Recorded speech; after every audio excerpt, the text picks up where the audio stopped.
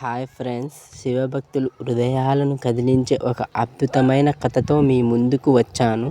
కేవలం 16 ఏళ్ల ఆయుష్ మాత్రమే ఉన్న ఒక బాలుడు తన భక్తితో స్వయంగా యమధర్మరాజును కూడా ఓడించాడు. ఆ మహాభక్తుడు మార్కండేయుడు. మరియు ఆయన కథ ఏమిటో తెలుసుకుందాం.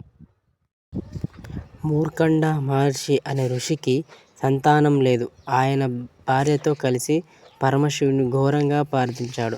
వారి భక్తికి మెచ్చిన శివుడు ప్రత్యక్షమై దీర్ఘాయుష్షు ఉన్న సాధారణ కుమారుడు లేక అల్పాయుష్షు ఉన్న గొప్ప భక్తుడు అని అడిగాడు.